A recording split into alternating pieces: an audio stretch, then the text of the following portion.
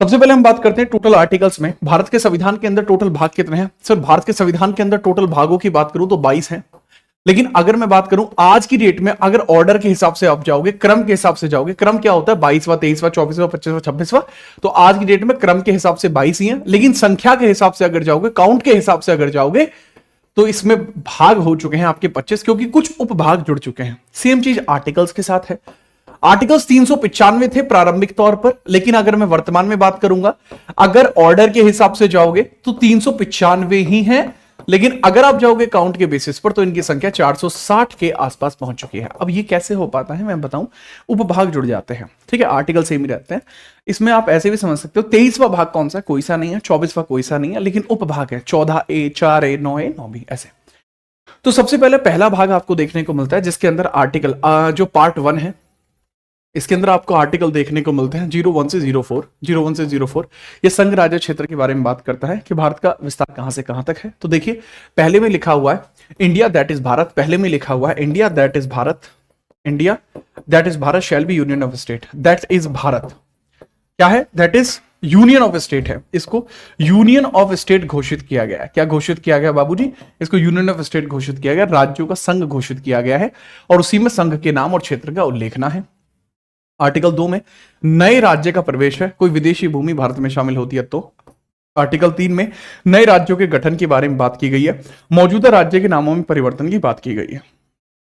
Article 4 में क्या बात की गई है? आर्टिकल 4 में बात की गई है 1, 2, 3 में अगर संशोधन करना है तो प्रक्रिया क्या होगी, और इन भाग 1 में कोई भी संशोधन अगर करना है, भाग 1 में संशोधन केवल संसद कर सकता है। भाग 1 में अगर कोई संशोधन कर सकता है तो वो कौन कर सकता है? संसद कर सकता है। और आर्टिकल 1, 2, 3 में आपको अमेंडमेंट करना पड़ेगा अगर आप कोई भी भारत की जमीन विदेश में देते हो, पर यदि विदेश से जमीन लेते हो तो जरूरत नहीं है। ये बात आर्टिकल 4 में लिखी हुई है।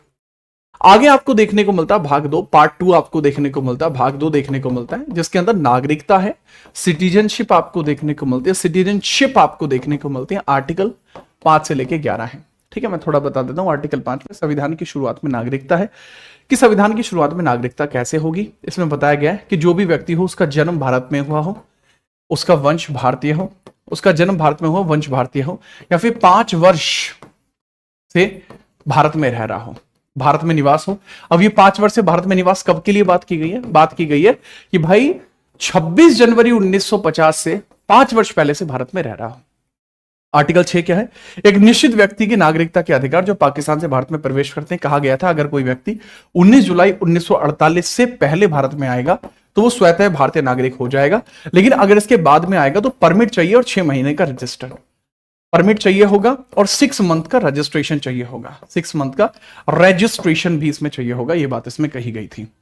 आर्टिकल 7 के अंदर बात की गई है यदि कोई व्यक्ति भारत से पाकिस्तान चला जाए और फिर पाकिस्तान से भारत आए तो उसके लिए डेट रखी गई है। आर्टिकल 7 में कहा गया है अगर कोई व्यक्ति भारत से पाकिस्तान गया है तो उसकी नागरिकता का क्या होगा, और वो भी 1 मार्च 1947 के बाद।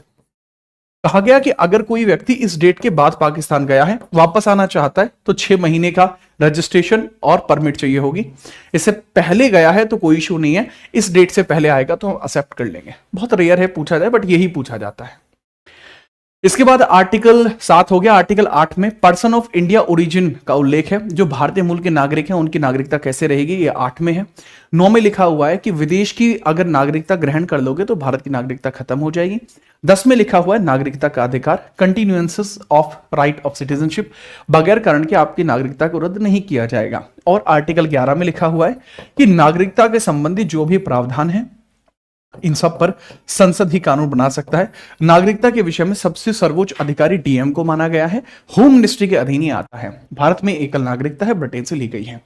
आगे आप देखिएगा यही चीज पार्लियामेंट ही है जो इस चीज को देखता है। अब यहां से शुरुआत होती है आपकी संविधान के भाग 3 की। भाग 3 आपका फंडामेंटल राइट्स है, जो आर्टिकल 12 से लेकर 35 तक जाता है। इसके अंतर्गत अगर मैं बात करूं, कुछ ऐसे आर्टिकल्स हैं जो केवल नागरिकों को मिलते हैं। 15, 16, 19, 29, 30 ये केवल नागरिकों को मिलते हैं। इससे रिलेटेड सवाल बहुत आते हैं। भाग 3 को मैग्ना कार्टा कहा जाता है। ये जो आर्टिकल्स हैं यूएसए से लिए गए हैं। भारत में 6 प्रकार की नागरिकता है: समानता, स्वतंत्रता, शोषण के विरुद्ध, धार्मिक, सांस्कृतिक और संवैधानिक उपचार। ठीक है, क्लियर है। अब आर्टिकल 12 के अंदर राज्य शब्द की परिभाषा है, कोई भी ऐसा निकाय जो प्रशासनिक हो, संविधान में उल्लेखित हो। पार्ट 13 में बताया गया है कि मौलिक अधिकारों के साथ असंगत या उनका अपमान करने वाले कानून है। दो चीजें इसमें बताई गई हैं कि राज्य जो होगा, राज्य का मतलब यहां पे क्या है, सेंटर, स्टेट, सब।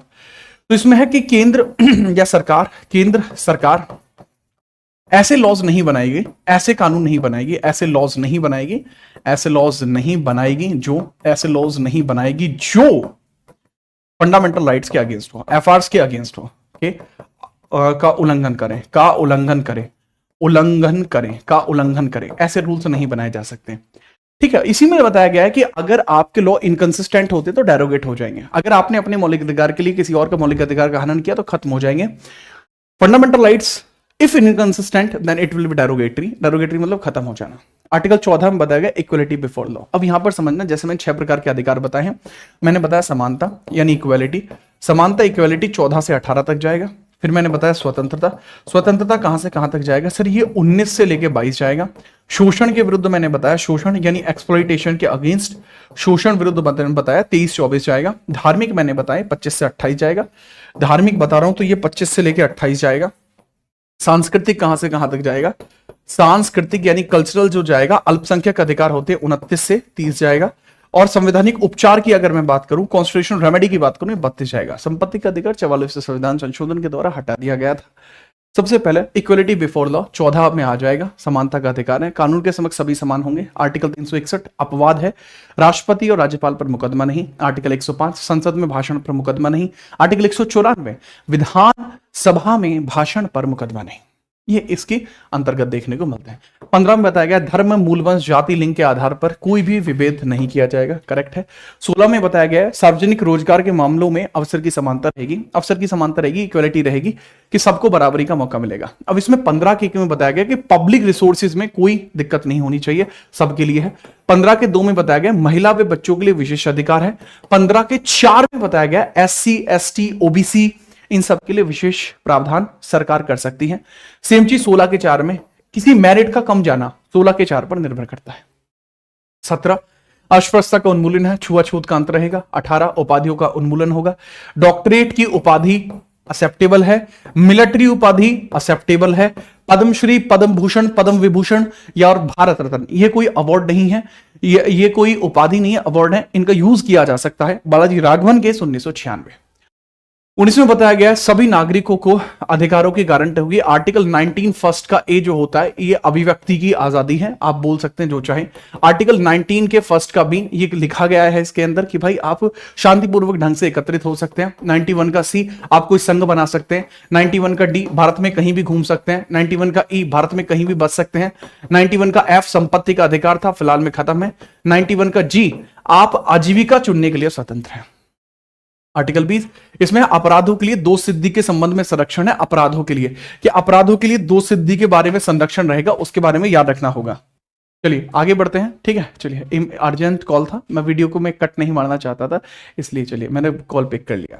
दो सिद्धि के संबंध में संरक्षण ये रहा कि आर्टिकल 20 इसमें है। आर्टिकल 20 में बताया गया पहला दो सिद्धि के संबंध में संरक्षण कि आपको सजा उसी अकॉर्डिंग मिलेगी जब आपने अपराध किया है। एक अपराध के लिए 2 बार सजा नहीं। तीसरा आपको आपके विरुद्ध साक्ष्य प्रस्तुत करने के लिए बाध्य नहीं किया जाएगा। आर्टिकल 21 जीवन का अधिकार है, जैसे आपकी कुछ व्यक्तिगत स्वतंत्रताएं होती हैं, प्राइवेसी का अधिकार, इंटरनेट चलाने का अधिकार, पसंद का विवाह, सोने का अधिकार, सब इसी में आता है। आर्टिकल 21 पर्सनल लिबर्टी के लिए होता है। 22 के अंदर होता है कुछ मामलों में गिरफ्तारी और नजरबंदी के खिलाफ है। कारण पूछने का अधिकार, अपनी पसंद की विधिक सहायता 24 घंटे में कोर्ट में पेश। 23 में होता है मानव यातायात और जबरन श्रम पर निषेध होता है कि आप किसी को बेच नहीं सकते, खरीद नहीं सकते, ये चीज। 24 में होता है कारखाने और खानों में बच्चे 14 वर्ष कम आयु के काम नहीं करेंगे। 25 में अंतरात्मा की स्वतंत्रता होती है, आप जो धर्म चाहें अपना सकते हैं। 26 में होता है धार्मिक मामलों के प्रबंधन की स्वतंत्रता होती है, आप अपने लिए जागरण वगैरह करा सकते हैं। 27 में होता है जितने भी आपके धर्म प्रचार के लिए संस्थाएं होंगी वो किसी प्रकार का टैक्स नहीं देंगी। और 28 आर्टिकल में होता है कि धार्मिक शिक्षाओं में भाग लेने की स्वतंत्रता होगी। आप किसी भी इंस्टीट्यूशन में जरूरी नहीं है कि आप धार्मिक शिक्षाओं को चलाएं, प्राइवेट है तो बात अलग है। 29 में बताया गया है अल्पसंख्यकों के हितों की रक्षा की बात की गई है।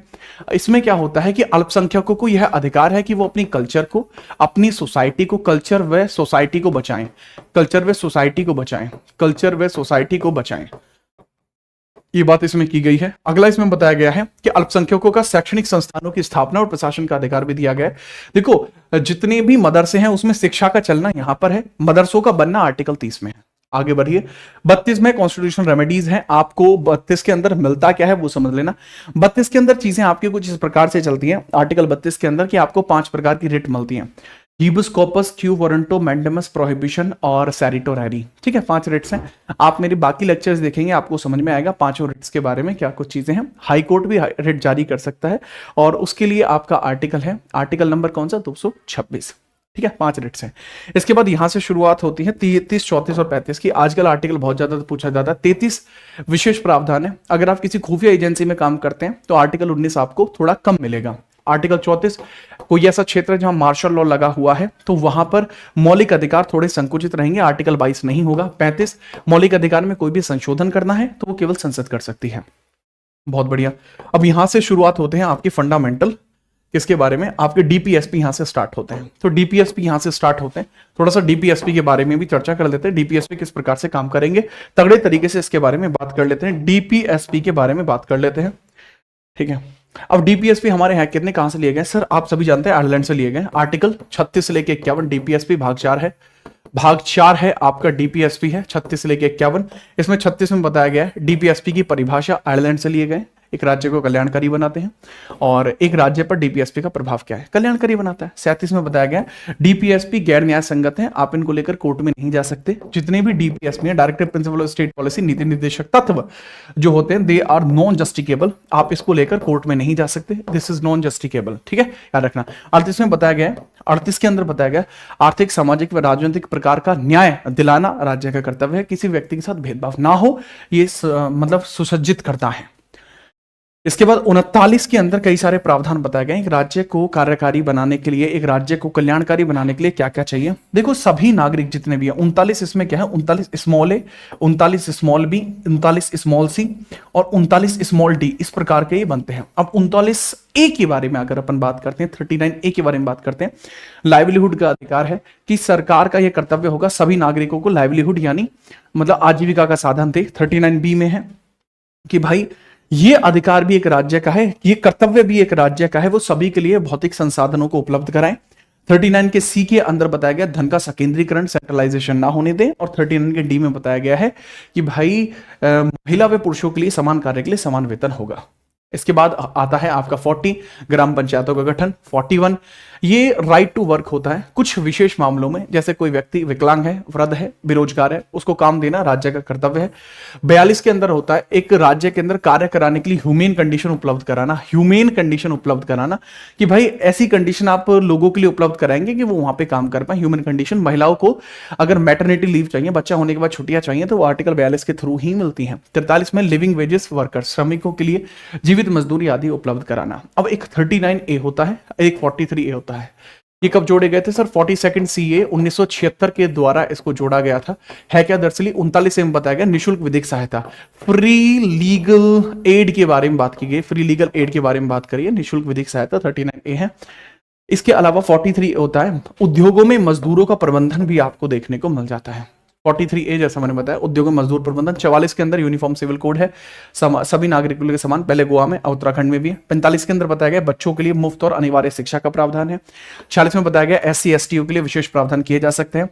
47 के अंदर बताया जाता है कि स्वास्थ्य का ध्यान रखना राज्य का कर्तव्य है, स्वास्थ्य का ध्यान रखना, स्वास्थ्य का ध्यान रखना, स्वास्थ्य का ध्यान रखना राज्य का कर्तव्य है। स्वास्थ्य का ध्यान अगर रखना है तो वो राज्य का कर्तव्य होगा। 48 के अंदर बताया गया कृषि और पशुपालन के संगठन के बारे में बात की गई है। एक 48 ए भी होता है जो पर्यावरण की सुरक्षा की बात करता है, पर्यावरण की सुरक्षा की बात करता है। ये भी शुरुआत में नहीं था, 42वें संविधान संशोधन 1976 में जोड़ा गया। 39 में है प्राकृतिक महत्व के स्मारक और स्थानों के और वस्तुओं की संरक्षण करना, इसी में आता है जितनी भी हमारी इमारत होती है उनकी सुरक्षा करना। 50 में आता है न्यायपालिका और कार्यपालिका अलग अलग होगी, जो न्यायपालिका में काम करेगा वो कार्यपालिका में काम नहीं कर सकता। 51 में आता है प्रमोशन करना है, हमें अंतरराष्ट्रीय शांति को बनाए रखना है और हमें अंतरराष्ट्रीय सुरक्षा को भी बनाए रखना है। ठीक है, चलिए इसके बाद आपके आते हैं फंडामेंटल ड्यूटीज आपको देखने को मिल जाती हैं, जो आर्टिकल 51A में आपको देखने को मिल जाती हैं फंडामेंटल ड्यूटीज। जब आपको इसका पीडीएफ मिलेगा तो 51A उसमें एडेड आपको मिलेगा। जैसे 51A के पहले में आपको देखने को मिलता है, स्मॉल ए के अंदर आपको देखने को मिलता है राष्ट्रध्वज, राष्ट्रगान, राष्ट्रगीत का सम्मान करना। बी के अंदर, इसी के अंदर आपको देखने को मिल जाएगा कि जिस प्रकार हमारा देश है तो जिसकी वजह से हम आजाद हुए, राष्ट्रीय आदर्श हैं, उनको मन में संजोए रखना। सी के अंदर लिखा हुआ है देश के अंदर एकता अखंडता को बनाए रखना। डी के अंदर लिखा हुआ है देश की रक्षा करना, आह्वान किए जाने पर वहां पे जाना। उस प्रकार की पूरी सूची वहां पर बनी होगी। उसमें एक जरूरी होता है कि आपसे पूछा जाता है 51A का आई, जो आज के पेपर में आया, उसमें है हिंसा से दूर रहना, ठीक है, और पर्यावरण के अंतर्गत उसकी रक्षा करना। 51A का जी है, एच में है अपना एक साइंटिफिक टेम्पर को मतलब विकसित करना, महिलाओं का सम्मान करना, ऐसी प्रथाओं को त्यागना जो महिलाओं का अपमान करती हूं। और इसमें टोटल कितने हैं सर? 51A में के जाता है, 51A में के जाता है, और के में क्या लिखा हुआ है? शिक्षा का अधिकार, जो सबसे एंड में 86वें संविधान संशोधन 2002 में जुड़ा था। ये कब जुड़ा था सर? 42nd CA 1976 के थ्रू ये जुड़ा था। आगे बढ़िए, अब यहां से आता है आपके संविधान का भाग 5। संविधान के भाग 5 की मैं बात करूं, आर्टिकल 52 से लेकर 151 आपको देखने को मिल जाता है। 52 से लेकर 151 आपको देखने को मिल जाता है। आर्टिकल, अब इसमें भी 3 हिस्से हैं, कार्यकारी का अलग है, विधायी अलग है, न्यायिक अलग है। तो 52 से लेकर 78 कार्यकारी है, 79 से लेकर 122 जो है आपका विधायी है। और आर्टिकल 123 से लेकर 147 आपका क्या है? जुडिशरी है। 148 से 151 आपका कैग का टर्म हो जाएगा, कैग का टर्म आपका हो जाएगा। आर्टिकल 52 की हम बात करें, प्रेसिडेंट ऑफ इंडिया की हम बात करें, ये आपका शुरू होता है आर्टिकल 52 से लेके 62, आर्टिकल 52 से लेके 62 तक जाएगा। अब इन सब के बारे में यहीं पर मुझे क्लियर करना पड़ेगा, इस सब के बारे में देखो यहीं पर क्लियर कर देता हूं। आर्टिकल 52 में राष्ट्रपति के पद का उल्लेख है, 53 में कार्यकारी शक्ति का विस्तार है, 54 में उनका निर्वाचन मंडल है, उनके निर्वाचन मंडल में निर्वाचित सांसद होंगे, निर्वाचित विधायक होंगे। 55 में इनकी प्रक्रिया है एकल संक्रमणीय अनुपातक मत प्रणाली, single transferable preferable vote system है। 56 के अंदर टेन्योर है, कार्यकाल है। 57 के अंदर बताया गया है कि वो पुनः भी निर्वाचन करने के लिए योग्य है।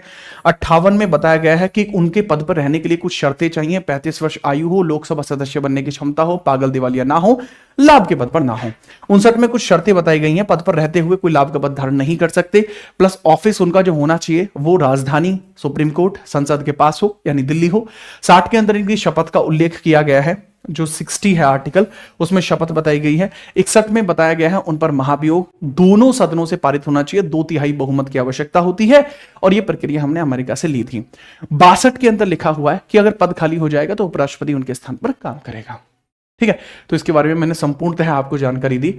54 में इनके चुनाव के बारे में बात आती है, elected MPs and elected MLAs. इसमें एक एमपी की वोट वैल्यू जो होती है, जितने भी एमपीज की टोटल वोट वैल्यू होती है उसको डिवाइड एमपी से कर लेते हैं। वोट वैल्यू का सिस्टम इसमें चलता है। चलिए, इलेक्शन प्रोसीजर, इंपीचमेंट पर्सन है 61 में। 63 में वाइस प्रेसिडेंट आता है। अब 63 से लेकर 71 तक वाइस प्रेसिडेंट है, मैं इनके बारे में बता देता हूं। 63 में वाइस प्रेसिडेंट हमारा होता है। 64 में बताया गया है कि वो राज्यसभा का पदीन सभापति है। 65 में बताया गया है कि वो राष्ट्रपति के स्थान पर भी कार्य करते हैं। 66 में बताया गया उनकी चुनावी प्रक्रिया क्या है। इनके जो चुनावी मंडल होता है वो इसी में 66 के 2 में बताया गया है। 66 के 3 में इनकी योग्यताएं हैं। अच्छा, इनका चुनावी मंडल क्या होता है? सभी सांसद भाग लेते हैं। इनके लिए योग्यता है 35 वर्ष की आयु, राज्यसभा सदस्य बनने की क्षमता होनी चाहिए, लाभ का पद ना हो, पागल दिवालिया ना हो। 67 में बताया गया इनकी पद मुक्ति की प्रक्रिया। 67 के ए में रिजाइन करते हैं और 67 के बी में इन पर महाभियोग जैसी प्रक्रिया चलती है। इनको केवल राज्यसभा से हटाया जा सकता है, बहुत कमजोर पद है। 68 के अंदर बताया गया इनके पद के बारे में उल्लेख है कि अगर ये पद से हट जाते हैं तो जितना जल्दी हो सके पद भर लो, टाइम नहीं दिया गया। राष्ट्रपति के लिए टाइम है आर्टिकल 62 के बी के अकॉर्डिंग 6 महीने में होना चाहिए, इसमें टाइम नहीं है। 69 में इनकी शपथ का उल्लेख है। 70 में बताया गया है कि अगर राष्ट्रपति किसी भी तरीके से पद को खाली करता है तो इनको बैठना पड़ेगा। 71 में बताया गया चुनावी प्रक्रिया क्या है, अगर दिक्कतें आती हैं तो सुप्रीम कोर्ट जिम्मेदार होगा किस किस के लिए? उपराष्ट्रपति और राष्ट्रपति के चुनाव के लिए। आगे बढ़िए, ये चीजें मैं बता चुका हूं। आर्टिकल 72 में राष्ट्रपति की क्षमादान शक्तियां हैं, इसके बारे में आपको याद रखना होगा। 73 के अंदर बताया गया एक भारत के अंदर केंद्र की कार्यकारी का उल्लेख है, केंद्र की कार्यकारी का उल्लेख है, केंद्र की कार्यकारी का उल्लेख दिया गया है किसमें? आर्टिकल 73 में। 74 में बताया गया राष्ट्रपति की सहायता से सलाह चलना, मंत्रिपरिषद का काम। मंत्रिपरिषद की संख्या जो होती है मिनिमम जो हो सकती है 12 हो सकती है, मैक्सिमम 15% हो सकती है, इसके बारे में उल्लेख है। यह बात 91वें संविधान संशोधन 2003 के द्वारा तय की गई। 75 के अंदर हमारा होता है कि कौन कौन होगा। 75 के अंदर बताया गया अपॉइंटमेंट जो होती है हमारी काउंसिल ऑफ मिनिस्टर्स की और पीएम की होती है, उसकी बात यहां की गई है। 75 के 3 में बताया गया रेस्पॉन्सिबल किसके लिए होते हैं, हमारा प्रधानमंत्री, और मंत्रिपरिषद किसके लिए रेस्पॉन्सिबल है, लोकसभा के लिए। 76 में अटॉर्नी जनरल होता है जो कि एक प्रकार से वकील का काम करता है हमारी सेंट्रल गवर्नमेंट के लिए। 79 के अंदर बताया गया संसद के बारे में। 80 के अंदर बताया गया है हमारी राज्यसभा के बारे में, राज्यसभा के क्या उल्लेखनाएं हैं, इस प्रकार से आपका कुछ लिखा गया है। आर्टिकल 81 के अंदर होता है हमारे लोकसभा की संरचना। 82 के अंदर क्या होता है कि 2000 मतलब इसमें क्या होता है, प्रत्येक जनगणना के बाद चेंजेस होंगे, प्रत्येक जनगणना के बाद सदस्यों में चेंजेस होंगे, लेकिन इसको स्थायी कर दिया गया है सदस्यों में चेंज। 84वें संविधान संशोधन के द्वारा इसमें चेंज कर दिया गया है, ठीक है। तो मैंने बताया परिवर्तन के बारे में बात की गई, लेकिन इसको स्टेबल कर दिया कब तक, अंटिल 2026 तक स्टेबल कर दिया। एक बात याद रखना, अगर आप मुझसे कभी पूरे बैच में पढ़ोगे तो आपको पता लगेगा कि ये चीज मैंने इस तरीके से कैसे याद करा रखी है, जिस हिसाब से मैं बोलता चला जा रहा हूं। मुझे किसी चीज को देखने सुनने की आवश्यकता नहीं पड़ती। Polity, history, current affair, static GK, ठीक है, इकोनॉमिक्स, ये ऐसे सब्जेक्ट हैं जो ऐसे रटे हुए हैं, ठीक है। पढ़ने वाले छात्रों को भी ये ऐसे ही रटे हुए हैं। आप इस लेवल को आप समझ लीजिएगा। इस वीडियो को 2x पे लगा के देख रहे हो तो अच्छा रहेगा। 83 के अंदर बताया गया संसद के सदनों की अवधि है। लोकसभा की अवधि 5 वर्ष है, राज्यसभा की अवधि 6 वर्ष है। राज्यसभा का विघटन नहीं हो सकता, लोकसभा का विघटन 5 वर्ष बाद होता है। आर्टिकल 85 में बताया गया कैसे होता है, इसके बारे में चीजों को यहां उल्लेखित किया गया है। इसके बाद आता है आपके कुछ ऑफिसर्स होते हैं, जैसे अगर हम बात करें आर्टिकल 89 में राज्यसभा का सभापति होता है, सभापति, उपसभापति होता है, सभापति होता है, उपसभापति होता है, उसका उल्लेख यहां पर किया गया है। कमाल की बात यह है कि 79 के अंदर राज्यसभा सभापति है। 90 के अंदर बताया गया है कि उपसभापति कैसे हटेगा। 91 में बताया गया कि अगर उपसभापति नहीं है तो राज्यसभा सभापति उसके स्थान पर काम करेगा। 92 में बताया गया दोनों नहीं है तो राष्ट्रपति 6 लोगों की समिति में से एक को चुनेगा। 93 में हमें लोकसभा का स्पीकर और डेप्यूटी स्पीकर है। 94 में इसके बारे में उल्लेख किया गया है कि इनको पद से कैसे हटाओगे। 95 में बताया गया अगर स्पीकर नहीं है तो स्पीकर काम करेगा। 96 में बताया गया दोनों नहीं है तो राष्ट्रपति 6 लोगों की समिति में से एक को चुनेगा। 97 में इनका पद का वेतन बताया गया है। 99 में सभी सांसदों की शपथ बताई गई है। और इवन ये भी बताया गया है 99 में सभी सांसदों की शपथ तो बताई गई है, 99 में सभी सांसदों की शपथ तो बताई गई है। और कौन दिलाता है, ये प्रेसिडेंट के द्वारा दिलाई जाती है। 100 के अंदर कोरम संख्या बताई गई है कि अगर आप किसी चीज को स्टार्ट करना चाहते हो, एक मीटिंग को स्टार्ट करना चाहते हो, तो उसके अंदर आपको 10% मेंबर्स चाहिए ही चाहिए। 10% मेंबर चाहिए। लोकसभा के भी 10% चाहिए, राज्यसभा के भी 10% चाहिए, ईदर हाउसेस, ठीक है, याद रखना। प्लस 100 की पहले क्लॉज में बताया गया है कि अगर निर्णायक मत डालनी पड़ेगी तो स्पीकर डालेगा या सभापति डालेगा। 101 में बताया गया है कुछ परिस्थितियों में इनको इनके पद से हटाया जा सकता है, सांसदों को। 101 के 4 में बताया गया कि 60 दिन तक बगैर अनुमति के गायब हुए तो पद खत्म हो जाएगा। 102 में विशेष प्रक्रियाओं में पद से हटने की बात की गई है। 103 में बताया गया कि पद से अगर हटाना है तो इलेक्शन कमीशन ऑफ इंडिया सिफारिश करेगा और प्रेसिडेंट इस चीज को अनाउंस करेगा कि ये पद से हटाए जा चुके हैं, राइट। 104 के अंदर अगर मैं बात करूं कि अगर कोई अमान्य सदस्यता के साथ कोई संसद में आएगा तो 500 रुपए का जुर्माना उस पर लगेगा। 105 में बताया गया है संसद के सदन के अंदर शक्तियां कोई विशेष अधिकार होते हैं। संसद में अगर आप कोई भी भाषण दें, एक सांसद कोई भी भाषण दे, उस पर केस नहीं लगेगा, ठीक है, याद रखना। 106 में इनके वेतन व भत्ते हैं, सांसदों के वेतन भत्ते, सांसदों के वेतन और भत्तों का उल्लेख यहां पर किया गया है। 107 में जो विधेयक होते हैं वो साधारण विधेयक है, उनकी चर्चा की गई है। 108 में आपके ज्वाइंट सेशन की बात की गई है, ज्वाइंट सेशन की बात की गई है, संयुक्त अधिवेशन की बात की गई है, जो अब तक कब हुआ, 1961 दहेज प्रथा, 1978 बैंकिंग रिफॉर्म, 2002 पोट्टा कानून, 2023 में हुआ था, उसका रिजल्ट नहीं आया इसलिए उसको हम लिखते नहीं है। 109 के अंदर होता है धन विधेयक के प्रावधान, 110 में होता है धन विधेयक की परिभाषा, 112 में होता है वार्षिक वित्तीय बजट, 123 में होता है राष्ट्रपति की जो है अध्यादेश जारी करने की शक्ति। बीच में जैसे 117 है वित्तीय बिल होता है, फाइनेंशियल बिल होते हैं, ठीक है। 124 में बताया गया सुप्रीम कोर्ट की स्थापना। सुप्रीम कोर्ट की स्थापना 124 में बताया गया कि सभी जजों को, जज कितने होते हैं, 33 प्लस 1 का कंडीशन है, 33 अन्य जज होंगे, एक मुख्य जज होगा। 124 को 2 में बताया गया इनकी नियुक्ति कौन करता है, हमारा प्रेसिडेंट करता है। 125 में इनकी सैलरी की बात की गई। 26 में कार्यवाहक मुख्य न्यायाधीश की बात करिए, अगर सीजेआई नहीं होगा उसके स्थान पर कौन काम करेगा। वर्तमान में 52 में चलना है बीएस गवई। 126 के अंदर बता दिया मैंने, मेन जज नहीं होगा उसके स्थान पे कोई और काम कर सकता है। 127 में एडहॉक है, एडहॉक का टोटल टेन्योर 2 ईयर्स का हो सकता है मैक्सिमम। 128 में बताया गया है उच्चतम न्यायालय की बैठक में सेवानिवृत्त न्यायाधीश की उपस्थिति, आवश्यकता पड़ती है तो एडहॉक के स्थान पर हम रिटायर्ड जज को ला सकते हैं। 129 में supreme court, court of record होगा। 130 में बताया गया है सुप्रीम कोर्ट की सीट कहां होगी, दिल्ली में होगी। कोर्ट ऑफ रिकॉर्ड का होना है कि सुप्रीम कोर्ट का कोई भी मामला किसी भविष्य में किसी केस में काम आ सकता है। इसके बाद आपका यहां पे देखने को मिलता है, इसमें बताया गया है ओरिजिनल ज्यूरिडिक्शन की बात की गई है, ओरिजिनल ज्यूरिडिक्शन की बात की गई है, ठीक है, याद रखना। 132 में बताया गया है कुछ विशेष मामलों में हाई कोर्ट से अपीलेट ज्यूरिडिक्शन की बात की गई है, अपीलेट ज्यूरिडिक्शन की बात की गई है, अपीलेट विशेष मैटर्स में। 133 में बताया गया सिविल मैटर्स में अपीलेट हो सकती है। 134 में बताया गया क्रिमिनल मैटर्स में अपीलेट हो सकती है, अपीलीय क्षेत्राधिकार, हाई कोर्ट से मैटर सुप्रीम कोर्ट में आना। 136 में बताया गया उच्चतम न्यायालय में अपील के लिए विशेष अवकाश रहता है। 148 में हमारे कंट्रोलर जनरल की बात की गई है। 137 में एक बात और बताई गई है कि भारत के अंदर जो सुप्रीम कोर्ट है वो जुडिशियल रिव्यू देख सकता है। 140 में बताया गया है कि भारत के अंदर जो सुप्रीम कोर्ट है इसके पास एडिशनल पावर्स हैं, अपनी पावर्स को बढ़ा या घटा सकता है। 141 में बताया गया, इसको ऑक्सिलरी पावर बोलते हैं। 141 में बताया गया सुप्रीमेसी ऑफ सुप्रीम कोर्ट परम सिद्ध होगा, ये 141 में बताया गया। इसने कोई डिसीजन दिया वो सबको मानना पड़ेगा, हाई कोर्ट सुप्रीम सबको, मतलब एक तरफा। 148 में बताया गया भारत के अंदर नियंत्रक महालेखा परीक्षक होगा। 149 में उसकी शक्तियां बताई गई हैं। 150 में जो हमारा कैग होता है इसका संबंध बताया गया, स्टेट और सेंटर के बीच में जो लेखाएं होती हैं उनका संदर्भ यहां पर दिया गया है, याद रखना। और भाई याद रखना 151 में उसकी रिपोर्ट्स का उल्लेख किया गया है। 152 के अंदर यहां से स्टार्ट होता है भाग 6 हमारा। भाग 6 हमारा कहां से कहां तक जाता है सर, ये जाता है आर्टिकल 152 से लेकर 237 तक जाएगा, ठीक है। 3 हिस्से ही होते हैं इसके भी कार्यकारी।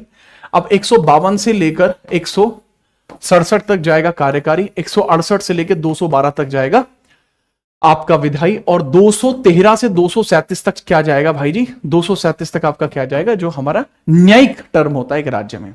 राज्य के राज्यपाल का होना, 54 में उनकी कार्यकारी शक्ति, 161 में उनकी क्षमादान की शक्ति, 155 में उनका अपॉइंटमेंट, जो हमारा गवर्नर है उसका अपॉइंटमेंट प्रेसिडेंट के द्वारा किया जाएगा, ठीक है। 156 में उनका कार्यकाल होगा जो कि निर्धारित नहीं होता, जितना भी हमारा जज चाहेगा, जितना भी हमारा प्रेसिडेंट चाहेगा उतना रहेगा। 161 में उनकी पार्डन पावर है। 165 में एडवोकेट जनरल होता है। और इसके अंदर यहां पे चीज लिख लेना, बहुत जरूरी चीजें हैं, कई सारी चीजें आपको यहां देखने को मिलेंगी। जैसे मैं एक्सप्लेन अगर करना चाहूं, 165 हो गया बाबू, यहां पे आप देख लेना, 161 165 एडवोकेट जनरल होता है, ठीक है। 169 आपका जो होता है, आगे लिखा है क्या, एक बार देख लेता हूं, नहीं तो मैं ही एक्सप्लेन कर दूंगा, कोई ऐसा इशू भी नहीं है, कोई बड़ा इशू नहीं है, ठीक है। चलिए, नहीं लिखा है, मैं बता देता हूं, यहाँ पे छोटी छोटी बातें हैं। 169 के अंदर याद रखना कि हमारे यहाँ पर कुछ प्रक्रियाएं आपको देखने को मिलती हैं 169 आर्टिकल्स के अंदर, कि किस तरीके से चीजें भारत के अंदर चलती हैं, ये बताया जाता है लेजिस्लेटिव काउंसिल के बारे में। अच्छा, यहाँ पे समझ लेना 168 में बताया गया है कि विधानमंडल कैसा होगा, इस विधानमंडल का ही उल्लेख यहाँ पर किया गया है, ठीक है। तो इसका एक हिस्सा लेजिस्लेटिव काउंसिल होता है। 171 भी इसीलिए काम करता है। 170 काम करता है हमारी विधानसभा के लिए काम करता है, ठीक है, याद रखना। अच्छा, यहीं पर समझ लेना, जो हमारा 175 आर्टिकल होता है वो बात करता है हमारे गवर्नर के द्वारा हमारे गवर्नर के द्वारा अभिभाषण, गवर्नर की एड्रेसिंग हमें यहां से पता लगती है, 176 में हमारे गवर्नर की स्पेशल एड्रेसिंग हमें यहां पता लगती है, स्पेशल एड्रेसिंग पता लगती है गवर्नर की। इस तरीके का एक आर्टिकल आपको देखने को मिलता है 86, इस तरीके का एक आर्टिकल देखने को मिलता है 87, ठीक है, याद रखना। इस प्रकार से आपका स्टेट मनी बिल भी आपको देखने को मिलता है, आर्टिकल 198 स्टेट मनी बिल के प्रमुख प्रावधान। 199 में आपको देखने को मिलता है कि स्टेट के अंदर मनी बिल की डेफिनेशन क्या होगी। आर्टिकल 202 स्टेट के लेवल पर काम करता है और बताता है कि स्टेट के लेवल पर किस प्रकार से बजट रहेगा। 202 आगे हम बात करते हैं। 213 के अंदर जो हमारा राज्यपाल होगा उसके ऑर्डिनेंस की पावर के उल्लेख किया गया है। 214 में राज्यों के लिए उच्च न्यायालय होगा। 215 में बताया गया है वो सबके सब कोर्ट ऑफ रिकॉर्ड होंगे। इसके बाद 216 के अंदर बताया गया है कि 216 के अंदर बताया गया हाई कोर्ट के अंदर गठन किस प्रकार से होता है। वर्तमान में 25 हाई कोर्ट है, इसके बारे में उल्लेख किया गया है। 217 में बताया गया है कि भाई साहब उनको आप पद से अपॉइंट कैसे करते हो, तो अपॉइंट करने की जिम्मेदारी किसकी, हाई कोर्ट जज की, प्रेसिडेंट की है। 218 में उनको पद से हटाए जाने की प्रक्रिया का उल्लेख है। 226 में रिट जारी करने का उल्लेख किया गया है। 233 में बताया गया है, अच्छा 222 आप देख लेना, ट्रांसफर ऑफ हाई कोर्ट जज कौन कर सकता है, हमारा प्रेसिडेंट कर सकता है। 233 में डिस्ट्रिक्ट जज की अपॉइंटमेंट कौन कर सकता है, ये सर गवर्नर कर सकता है, याद रखना। अब यहां से शुरुआत होती है आपके बहुत इंपॉर्टेंट सी चीजें हैं कि यहां 239 आर्टिकल रह गया, 239 से 242 आर्टिकल आपका रह गया। ये किसके बारे में सर? ये संविधान के अंदर भाग 8 आपका चलता है। सर भाग 7 कहां गया? भाग 7 नहीं है, वो खत्म कर दिया गया था 7वां संविधान संशोधन 1956 में। भाग 8 में ये यूनियन टेरिटरी के प्रशासन की बात करता है। 239 में बताया गया है भारत के अंदर यूनियन टेरिटरी कहां कहां पर होंगे। 8 यूनियन टेरिटरी है। दिल्ली है, पुदुचेरी है, अंडमान निकोबार है, लक्षद्वीप है, और आपका चंडीगढ़ है, लद्दाख है, कश्मीर है, दमन दीव है। ठीक है, ये सब देखने को मिलती है। 239 में उनके बारे में उल्लेख ना की गई है कहां कहां पे होंगे। 240 में बताया गया इनके लिए कानून बनाना है तो राष्ट्रपति के द्वारा नियुक्त प्रशासक बना लेगा या खुद राष्ट्रपति बनाएगा। 241 में बताया गया है कि उनका हाईकोर्ट कहां कहां पर होगा। ठीक है, अब जैसे अंडमान निकोबार का कोलकाता होगा, पुदुचेरी का मद्रास होगा, लक्षद्वीप का केरल होगा, दमन दीव का जो बॉम्बे हाई कोर्ट होगा, दिल्ली का दिल्ली है, कश्मीर का यानी जम्मू और कश्मीर का, और जो आपका लद्दाख है उन दोनों का एक जगह होगा, और वो कहां पर होगा? श्रीनगर में। चंडीगढ़ का होगा Punjab and Haryana high court, याद रखना। ठीक है, इसके बाद हम बात करते हैं, ये सब चीज वहां लिखी गई है। इसके बाद आता है भाग 9। भाग 9 में केवल 243 आर्टिकल है, इसी के अंदर उल्लेखित है 243A ग्राम सभा है। इसके अंदर दरअसल ही बात करूं तो भाग 9 में आर्टिकल 243 है, ए से लेके ओ तक है, और भाग 9A के अंदर 243 है, पी से लेके ZG है, और भाग 9B के अंदर 243 है, ZH से लेके ZT है। इसके अंदर ही उल्लेखना इस प्रकार से की गई है। राइट, याद रखना, इतना इसके लिए पर्याप्त होगा, क्योंकि मैं ना बहुत क्विक रिवीजन कर रहा हूं ताकि आपको पता रहे। 243B के अंदर पंचायतों के गठन की बात की गई है। बहरहाल थोड़ा सा इसमें याद रख सकते हैं। अब यहां से शुरुआत होती है संविधान के अंदर भाग 10 की। भाग 10 के अंदर 244 आर्टिकल है। ये बताता है अनुसूचित क्षेत्र का प्रशासन कैसे होगा। 244 का पहला बताता है, 244 का दूसरा बताता है कि आप असम, त्रिपुरा, मेघालय, मिजोरम का प्रशासन कैसे कर सकते हो। इसके बाद शुरुआत होती है भाग 11 की। भाग 11 स्टार्ट होता है 245 से लेकर कहां से कहां तक जाता है सर? भाग 11 की जो स्टार्टिंग होती है, भाग 11 की स्टार्टिंग जो होती है 245 से लेकर स्टार्ट होती है 263 तक आपका जाता है, 263 तक आपका जाता है, 263 तक आपका जाता है। और भाग 12 ये भी रिलेशन की ही बात करता है, सेंटर स्टेट रिलेशन की ही बात करता है। ये 264 से लेकर जाता है और लगभग कहां तक जाता है? 300A तक जाता है। अब इसमें समझना, आर्टिकल 245 संसद किसी भी क्षेत्र के लिए कानून बना सकता है, 246 केंद्र व राज्य के मध्य बंटवारा, 247 न्यायिक ट्राइब्यूनल्स का बनाना, जुडिशियल ट्राइब्यूनल्स का बनाना सेंटर के हाथ में, जैसे एनजीटी बना था, 248 जितनी भी रेजिडुअल शक्तियां, मतलब अवशिष्ट शक्तियां जो संविधान में उल्लेखित नहीं है, वो केवल सेंटर बना सकता है। 249 आपातकालीन स्थितियों में एक राज्य सूची होती है, उस पर भी केंद्र कानून बना सकता है। 250 विशेष परिस्थितियों में भी ऐसा किया जाना संभव है। इसके बाद आपको देखने को मिलता है आर्टिकल 253 इंटरनेशनल लॉज को लागू कैसे किया जा सकता है। आर्टिकल 265 संसद किसी भी क्षेत्र के लिए कानून बना सकती है जिसके लिए चाहे। आर्टिकल 266 संचित निधि के बारे में बताया गया है। यह सरकार का अपना पैसा होता है, सरकार को पैसा खर्च करना है वो यहीं से करते हैं, लेकिन इसके लिए संसद की अनुमति चाहिए। लेकिन 267 आता है बाबू आपका कौन सा? आपातकालीन निधि। अगर इसमें से पैसा खर्च करना है तो संसद की आवश्यकता नहीं होती, राष्ट्रपति की आवश्यकता होती है। 280 की बात करें वित्त आयोग, 301 की बात करें संपत्ति का अधिकार देखने को मिल जाता है। नेक्स्ट हम आगे बात करते हैं। इसके बाद 301 देखने को मिलता है व्यापार वाणिज्य की क्षमता। ये पहली बार इस प्रकार के भाग को मैं पढ़ा रहा हूं, भाग 13 है ये। भाग 13 आपको कहां से कहां तक देखने को मिल जाएगा सर? 301 से लेकर 307 है। ये व्यापार वाणिज्य की बात करता है। ये सारे प्रोविजंस हमारे ऑस्ट्रेलिया से लिए गए हैं, बात को ध्यान से समझना। This is quick revision class, इसलिए थोड़ा तेज बता रहा हूं। व्यापार वाणिज्य के उल्लेख दिया गया है। व्यापार वाणिज्य और जितना भी आपको संभोग देखने को, व्यापार वाणिज्य जितने भी आपको देखने को मिलेंगे, और इंटरकोर्स का मतलब क्या होता है? खरीद बेच। व्यापार वाणिज्य और खरीद बेच पर जो प्रतिबंध लगेगा वो संसद की शक्ति है। इंटरकोर्स लिख रखा है ना, तो उसका मतलब थोड़ा उसने गलत ले लिया है।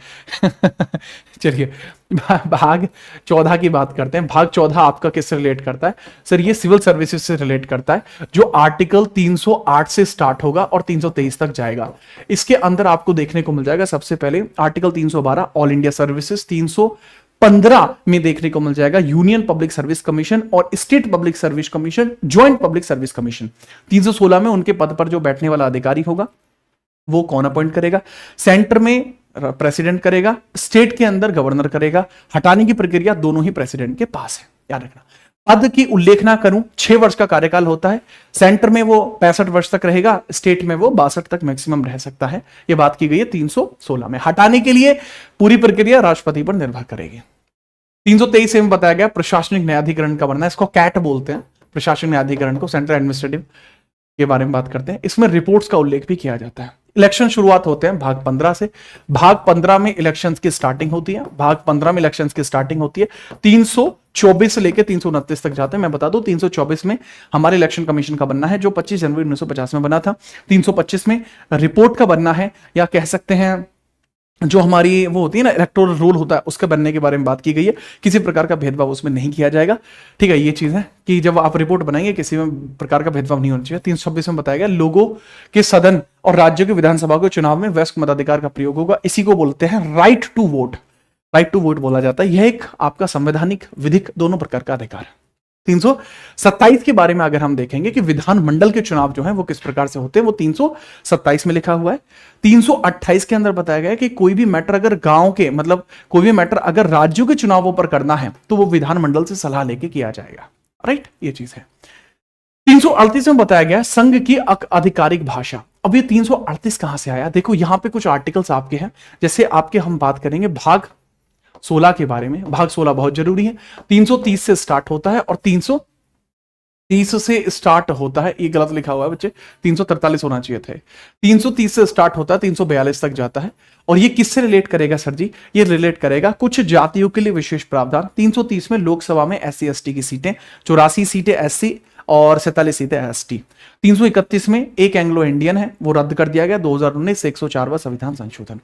332 में होता है एक विधानसभा में भी SC ST के लिए सीट होंगे, हर एक राज्य में अलग अलग होंगे। 333 में एक एंग्लो इंडियन राज्य की विधानसभा में भी होगा, लेकिन उल्लेखीकरण इतना नहीं है। 334, ये जितना भी आरक्षण है इसका कार्यकाल क्या रहेगा? पहले 10 वर्ष था, लेकिन समय समय पर बढ़ता आया है। 338 NCSC राष्ट्रीय आयोग होगा, जो कि SC लोगों के लिए काम करेगा। इसको बोलते हैं राष्ट्रीय अनुसूचित जाति आयोग। 338A NCST राष्ट्रीय अनुसूचित जनजाति आयोग।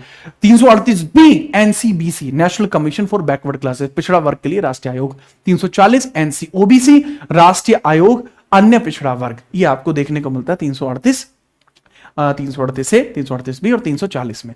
341 में देखने को मिलता है लिस्ट ऑफ दीज, मतलब कौन सी जाति SC में, कौन सी ST में, कैसे, वो 341 के अकॉर्डिंग तय होती है। फिर यहां से शुरुआत होती है राजभाषा के बारे में। राजभाषा 343 से लेकर 351 तक जाती है। ये भाग हमारा 17वां नंबर का है। तो 343 के अंदर बताया गया कि संघ की आधिकारिक भाषाएं क्या होंगी, बहुत क्लियर बताया गया। संघ की आधिकारिक भाषा हिंदी होगी, स्क्रिप्ट इसकी देवनागरी होगी। 344 में बताया गया कि समितियां किस प्रकार से बनेंगी। 45 में बताया गया राज्य की आधिकारिक भाषा या भाषाएं कैसे हो सकती हैं।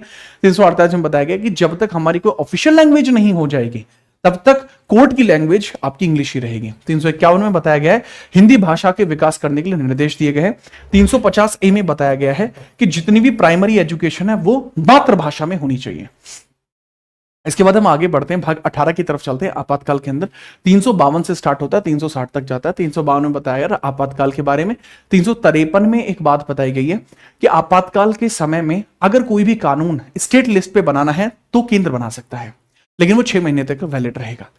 355 में क्या लिखा हुआ है कि भाई जो सेंटर होगा वही जिम्मेदार है स्टेट को बचाने के लिए भी। 356 में बताया गया है आपका राष्ट्रपति शासन। 360 में वित्तीय आपातकाल का जो उल्लेखनीकरण है वो किया गया है। इसके बाद हम बात करते हैं कुछ आपको देखने को मिलते हैं टेम्पररी प्रोविजंस। ये भाग 19 में आपको देखने को मिलते हैं। 361 से लेकर 67 का उल्लेखना इसके अंदर की गई है, याद रखना। इसके अंदर बताया गया 361 के अंदर राष्ट्रपति और राज्यपाल का संरक्षण रहेगा। 62-63 जो है समाप्त कर दिए गए हैं, 62-63 समाप्त कर दिए गए हैं। 368 आपको देखने को मिलता है भाग 20। एक ही है कि संविधान के अंदर आपको संशोधन कैसे करना है उसका उल्लेखीकरण यहां किया गया है। आपको संविधान के अंदर एक भाग 21 देखने को मिलता है जो टेम्पररी प्रोविजन है। इसके अंदर 370 में देखने को मिलता है जम्मू कश्मीर के लिए विशेष प्रावधान। 371 में पता लगता है गुजरात और महाराष्ट्र के लिए विशेष प्रावधान। अब यहां पे मैं कुछ शब्द लिखूंगा। 371A नागालैंड के लिए विशेष प्रावधान। B असम के लिए विशेष प्रावधान। C मणिपुर के लिए विशेष प्रावधान। D आंध्र के लिए विशेष प्रावधान। E तेलंगाना के लिए विशेष प्रावधान। F सिक्किम के लिए विशेष प्रावधान। G मिजोरम के लिए विशेष प्रावधान। H अरुणाचल के लिए विशेष प्रावधान। I गोवा के लिए विशेष प्रावधान। J कर्नाटक के लिए विशेष प्रावधान। टर्म रख लेना, सबके आगे 371 लगा हुआ है। इसके अलावा 392वां आर्टिकल, 392 आर्टिकल केवल इस बारे में बात करता है कि हमारे अंदर, हमारे भारत क्षेत्र के अंतर्गत किस प्रकार से व्यवस्थाएं रहेंगी। 393 में बताया गया है कि हमारे यहाँ संविधान की हिंदी कॉपी भी रहेगी और हिंदी को ज्यादा विशेषता दी जाएगी। 394 में बताया गया है कि किस प्रकार से हमारा संविधान पूरी तरीके से डिपेंड करेगा हिंदी वाली वर्बलिटी पर। 395 में बताया गया कि आज के बाद से भारत का संविधान ही सब कुछ होगा, पुराने जितने भी एक्ट हैं 1935, 1858, 1919 सब खत्म हो जाएंगे।